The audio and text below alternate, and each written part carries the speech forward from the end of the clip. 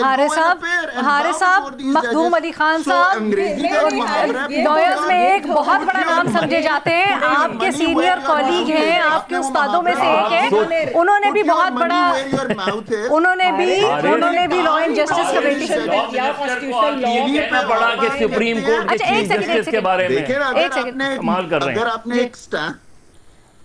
एक सेकंड, मैं सब जल्दी से बात कर लें, जो जुमला आपने मैंने कहा कि ये हारिस, ये आप खुद सोचें कि सुप्रीम के लॉ मिनिस्टर को खुद आके सुप्रीम कोर्ट के चीफ जस्टिस के बारे में कहना पड़ा, ये बजाते खुद एक चीज रिफ्लेक्ट करती है। अच्छा हारिस, आप कह रहे थे कौन सा बड़ा लॉयर है, मखदूम अली खान साहब लॉ एंड जस्टिस कमेटी से उन्होंने न सिर्फ इस्तीफा दिया है बल्कि वो भी यही समझते हैं कि 27वीं के बाद अब तमाम होप ही खत्म हो गई है। देखिए मैं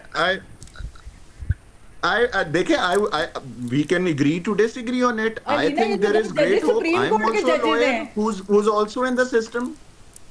देखें सब ये होप तो बिल्कुल, बल्कि मैं तो कहता हूँ होप आई है। आइंस्टाइन ने, एक लास्ट बात अलीना मैं आपको कहता हूँ, आइंस्टाइन ने क्या कहा था, what is the method of, what is the definition of madness, you keep on doing the same thing again and expect a different result. 75 साल से ये सिस्टम फ्लॉप हो चुका है। If we are trying to give the system a fresh life. महमल कुछ last comment करना चाहती थी, फिर मैं कंक्लूडिंग कमेंट आपसे ले लेती हूँ। महमल, मैं सिर्फ ये बात कहना चाह रही हूँ कि देखिए, आपने बेसिकली जो मैं बात करी फेडरल कॉन्स्टिट्यूशनल कोर्ट के वो प्रेसिडेंट और वो जो सारी बातें, उसके बाद आपने असल में सुप्रीम कोर्ट की हैसियत वाकई ही आपने ख़त्म कर दी है।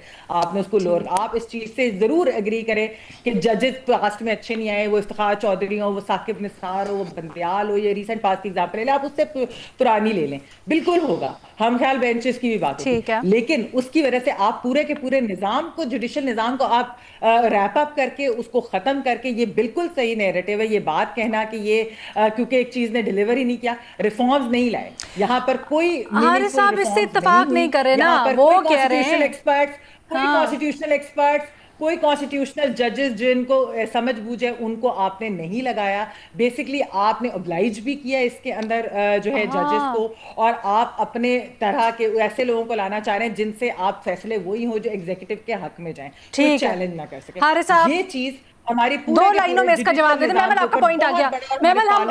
महमल हम बहुत ओवर हो गए, हैव टू क्लोज। मैं हारिस साहब 2 लाइनों में बस इसका जवाब दीजिएगा। मैं सिर्फ ये कहूंगा कि the glass is half full, let's be optimistic. अभी कॉन्स्टिट्यूशनल कोर्ट ने कोई फैसला भी नहीं किया।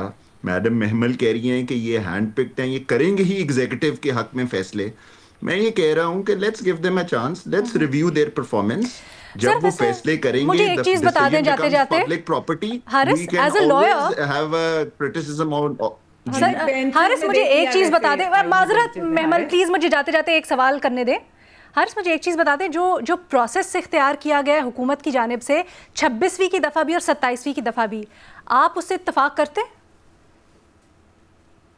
प्रोसेस ऑफ अपॉइंटमेंट ऑफ जजेस? नहीं sir, process of bringing the amendment. किसी से कोई मशवरा नहीं हुआ, एकदम से हम सोकर उठते हैं, पता चलता है कि एक तरमीम आ रही है, उस तरमीम के कंटेंट्स क्या हैं, उससे मुतालिक इतना इबहाम होता है, और इवन पास करवाने के बाद भी क्या होता है ज़्यादातर किसी को पता नहीं होता।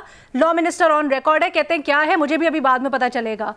27वीं की दफ़ा ये कहते रहे कि डिलिब्रेशंस होंगी, ऐसा कुछ नज़र नहीं आया। क्या आप इस सारे से इत्तफाक करते? अरे मैं तो फैक्ट्स की बात करूंगा। Before the 27th amendment was tabled, Bilawal Bhutto साहब ने बहुत देर पहले ट्वीट कर दिया था कि गवर्नमेंट हमारे साथ इन कंसल्टेशन, इन कोऑर्डिनेशन, और हम डिस्कशन कर रहे हैं। So 2 large political parties were on board and there were many meaningful discussions before the draft was finalized. The law minister and the attorney general and the government's legal team was on board while preparing the draft, और उस draft में फिर बहुत सी चीजें change हुई, consensus हुआ। So I don't think so कि इस पे कोई ये debate है कि कोई इससे disagree कर रहा है। माजरत के साथ हारिस, मैं पार्लियामेंट में मौजूद था उससे एक दिन पहले, किसी एक पार्लियामेंटेरियन को नहीं पता था क्या आ रहा है। हारिस साहब, क्या आपको नहीं लगता आपकी अपनी वकला बरादरी का शिकवा है कि किसी से मशवरा नहीं किया गया, एक ड्राफ्ट कोई बाज के सामने रखा जाता, उनसे मुशावरत होती, उनकी राय ली जाती, ऐसा कुछ नहीं हुआ। इतनी बड़ी तरमीम से पहले, मुल्क आईनी ढांचा तब्दील करने से पहले, न 26वीं की दफ़ा न 27वीं की दफ़ा। क्या आप समझते हैं वो जो आपकी वकला बरादरी कह रही है वो गलत है?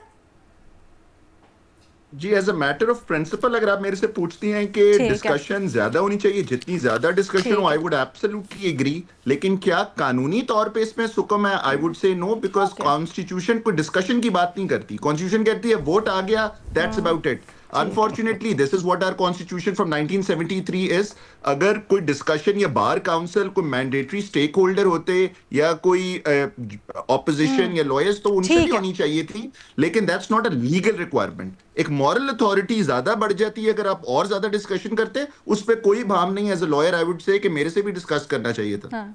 लेकिन कानूनी तौर पर ऐसा कोई कथन नहीं है, तो इस आपके लिहाज से जो हुआ है वो बड़ा पॉजिटिव है। 27वीं तरमीम में जो तरमीम की गई हैं उनको वक्त देना चाहिए, उनकी इम्प्लीमेंटेशन होगी तो फिर उसके समरात नज़र आएंगे जो हारिस साहब समझते हैं कि बड़े पॉजिटिव होंगे। इरशाद भट्टी साहब, महमद सरफराज साहब और मज़हर अब्बास साहब इससे इत्तफाक नहीं करते और समझते हैं कि हुकूमत जो तनकीद कर रही है 2 जजेस के इस्तीफ़ों से मुतल्लिक और जो दिफा कर रही है इस तरमीम का, वो गलत है और हुकूमत की इंटेंट पॉलिटिकली मोटिवेटेड है। इसके अंदर अपनी जो इंटरेस्ट हैं उसका दिफा ज़्यादा है।